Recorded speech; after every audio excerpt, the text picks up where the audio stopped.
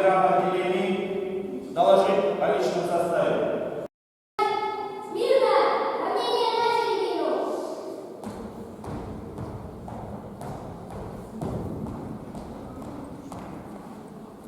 Товарищ военный руководитель, отряд 4-го Г-класса для проведения смотра строя песен, посвященных в честь 110-летия Тагира Таифовича Кусимова, построен командир Абдулин.